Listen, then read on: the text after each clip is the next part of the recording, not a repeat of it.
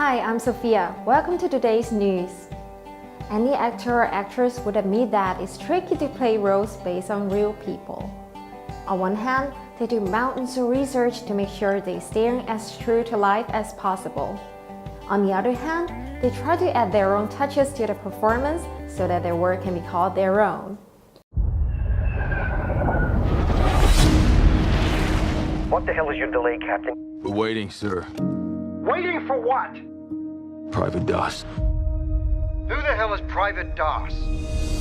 American actor Andrew Garfield, 33, faced a dilemma when playing Desmond Doss in recent Mel Gibson film Hacksaw Ridge. Doss was a U.S. Army medic during World War II who refused to carry a gun because of his pacifist beliefs, but saved 75 lives without firing a single shot. His actions made him the first conscientious objector, a person who objects to serving in the armed forces for moral and conscious reasons, to be presented with the Medal of Honor, the U.S.'s highest military honor awarded for personal acts of valor above and beyond the call of duty. This isn't the first time that Garfield has endured the responsibility of playing a well-known figure. He starred as a titular character in 2 of the Spider-Man movies, which according to him brought a different kind of pleasure. Spider-Man is so active in people's imaginations that everyone has their own version of the character in their head.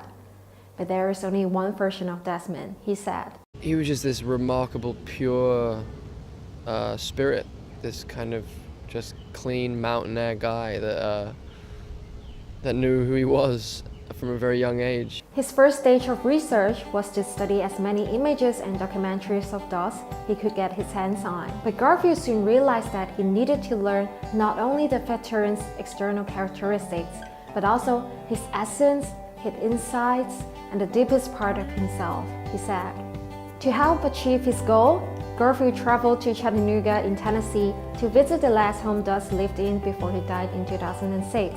The actor wanted to walk where Doss walked, handle the tools Doss handled, while all the time keeping in mind how the research would affect his performance.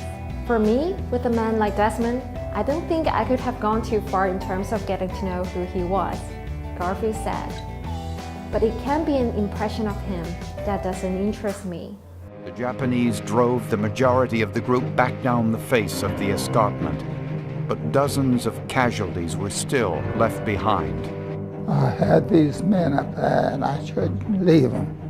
They were my buddies, some of my men with families, and they trust me. I didn't feel like I should value my life above my buddies, and so I decided to stay with them and take care of as many of them as I could. I didn't know how I was going to do it. Doss remained to tend the wounded, dragging them to the cliff's edge and attempting to lower them down the escarpment. But I didn't have enough rope to do the job like it should be done. Then the Lord brought to my mind that knot I learned in West Virginia I'd never seen or heard of before. Relying on his childhood experience rescuing flood victims, Doss fashioned a special sling that enabled him to lower the men one by one to safety. So I just kept praying, Lord, please help me get one more, until there was none left. And I was the last one down. By nightfall, he had managed to rescue 75 fallen comrades. There are certain things that are wonderful as resources you get to mimic, but then there is the other parts of the alchemic process in making the character you.